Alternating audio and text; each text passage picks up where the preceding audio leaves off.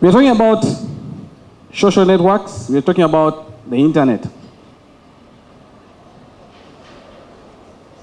And I was asked a question, is it a blessing or a curse? It entirely depends on the type of glasses you have or if you're blind or half blind. You can choose to see it as a blessing, you can choose to see it as a curse. But just look at just a bit of what we have. This is what I could get my hands on, but I can get you tons and tons of slides just showing you the different networks that are available. And these are running purely for social reason. To this whole thing, definitely there must be an author. I'm called Michael Niyitegeka. My second name is a tongue twister, but Michael will do.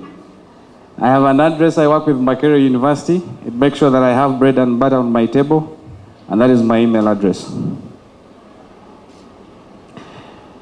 So why ICT is important, and most importantly, the internet. Why is it important? It is important for one reason. It enables the economies and does help the flow of information from one point to the other. And therefore, for us to appreciate the value of technology, and specifically the internet and, let's say, the social networks, at the bottom of it all is information and communication technology. And that is your mobile devices, your PCs, and the internet-enabled devices. And then we move to the next level, and that is information economics. Once you have the information, then you're a better person that enables effective markets. And we're going to see the value of social networks specifically on enabling or in enabling effective markets. And then that enables economic gains or income gains, as well as income growth or economic growth. But I was trying to find out in Uganda, what are the top 10 internet websites that are visited most in Uganda? Number 1 is Google, 2 is Facebook, 3 is google.co.ug, 3 is Yahoo, YouTube, Blogger. Number 7 comes in New Vision. Can we clap for ourselves? We are number 7. No, we shouldn't. The terrain is not good. The terrain is not good at all, and this is how it looks like. Are we familiar with this picture?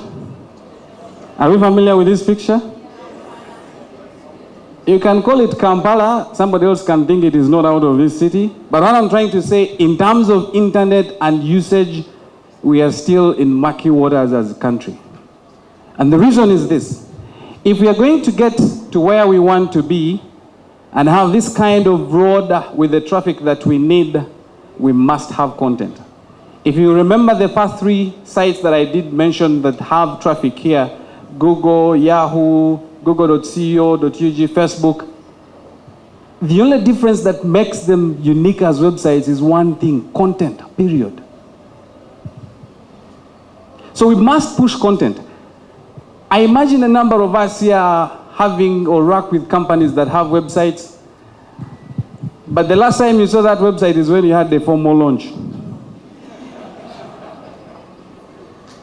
And the next time you want to remember is when they tell you your website is down and you're like, hey, we have a website. I know of a bank in this country where the MD was transferred and for 6 months it was still reflected as the MD of this country. So I called one of the PR guys. I said, do you know who is your MD? And he told me, I said, check your website. He said, yeah, you mean you go to our website? So why do you have it? Ladies and gentlemen, the rules of engagement have changed. Face it. And if the rules of engagement have changed, the internet is no longer a product, but a market. Now, many of us, you hear people, are you on the internet like you're on a table? We are on internet. Find us on www.360network.com. People are making billions of money. So I'm saying, how is your brand placed in this marketplace? If you're going to look at the internet as a marketplace, how is your brand placed? Are you a commoner there?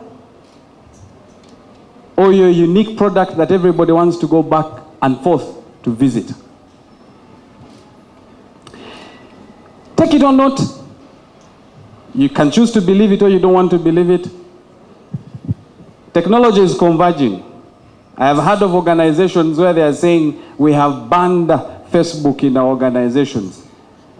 They are not aware that mobile phones now can access Facebook.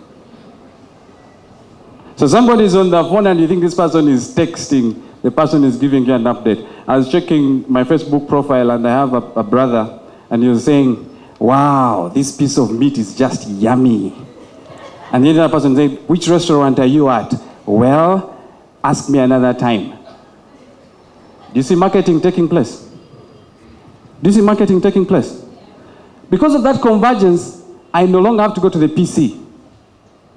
I no longer have to go to the PC. And so, it's a game of numbers. Ladies and gentlemen, look at these numbers. Over 600 million people on Facebook. It has more than 400 active users. 50% active users log on to Facebook on a given day. Blind 200 million people are on Facebook on a given day. 35 update their status every day. 60 million use status updates are posted every day. More than 3 billion photos are uploaded on the site every month. More than 5 billion pieces of content are shared each week. More than 3.5 events are created each month. More than 1.5 million businesses have active pages on Facebook. I asked one person, one of these leading companies in this country, I said, do you have a Facebook profile? And he said, for what? I said, dream on. Because for as long as you think Facebook is for wannabes, that is where the next market is.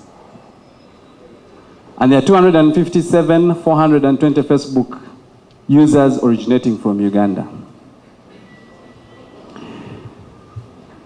I told you it is a game of numbers. Out of Uganda, 18 to 24 in terms of age have the largest share of Facebook profiles or active accounts. Coming in next is your 25 to 34. I am in that category. I know I look younger, which is okay. But you can see, now if 18 to 24 are in that category, it means they're in the level, some of them are already working, not so? And 25 to 34, it means that they're already making money. Now, if you're not engaging them, who are you engaging? Who are you engaging? I have a friend who told me, he said, you see, the people who are on these networks are time wasters. I said, yes. When they hit your brand hard, that's when you know they're not wasting time. And I've seen brands being hit hard on Facebook. You've heard of Twakowa?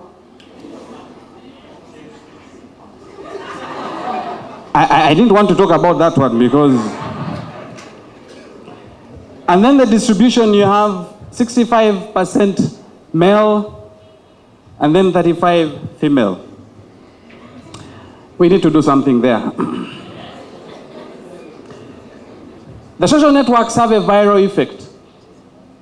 I see it, I send it to my friend sends it to her friend sends it to the other friend, and within a short while, what was a rumor becomes a news item. True or not true? True or not true? What was a rumor becomes a news. I have seen news originating from Facebook and you're like, I even know this guy who started this whole thing. It is not true. But somebody ran it as a headline, Facebook is closing.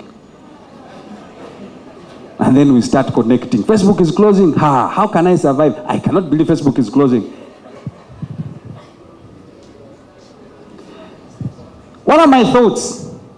If we are going to change the situation, as I conclude, is that there are very many people in this country that have gone to school but hardly educated.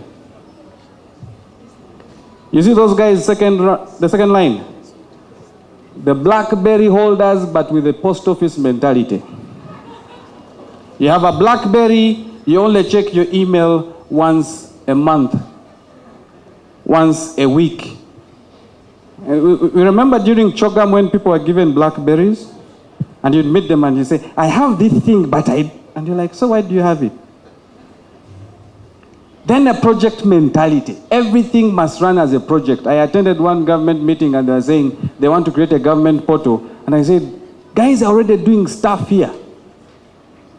But they want a project.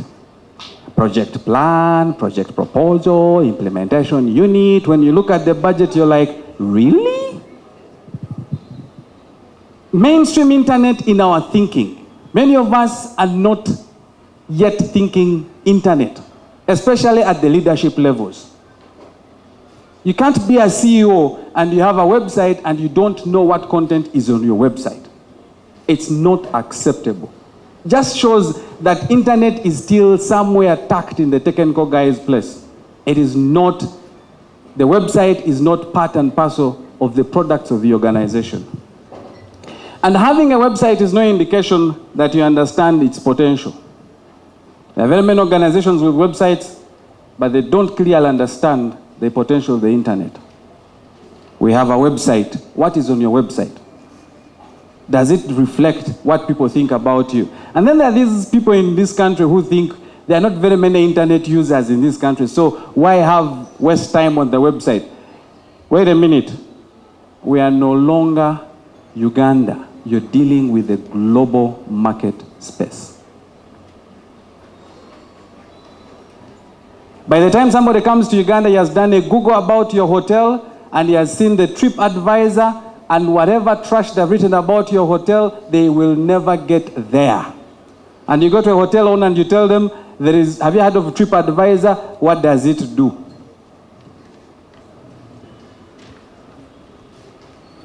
Focus on the function rather than form. Amazon Kindle, they say it sold more books over Christmas than the hard copy books. So focus on function. Focus on function. And then take no fear. Get over it. Many people have ATM cards that have a Visa enabled, but they have never done any online transaction. Supposing they see my account. Who is interested in your account? How much money is there to create a shock on the internet? And then I'm saying create your own blue ocean. Create your own competition. And the internet can give you that. And then you better be part of the mobile revolution. If you do not understand what mobile is doing, we shall wait for you. No, we shall not. If you don't change, what happens? Wait a minute, who has that time to wait for you? Because you're assuming that when change comes and you're not ready, it will wait for you. And then once you're ready, it will continue. Wait, change will leave you. You're either part of it. That's how it is. And then educate your users. It's very important. It's very, very important to educate your users because you empower them. And I'm saying each one of us has a role to play. So is internet a curse or a blessing? I thought I would share with you that to give you a glimpse of what I've been talking about. But the most important thing is what are you using these networks for? And I'll end with one story. I have a LinkedIn profile. And out of my LinkedIn profile, I've been invited 3 times to speak. And my professor colleague friends of mine at the university asked me, so how do you do it? I tell them, I don't have a CV as long as yours, but I understand one thing. The next place where they're going to find you is on the net. And you had better have a brand that is selling. If you're not selling, then we shall meet when I have the next business to share with you. Ladies and gentlemen, thank you very much for listening to me.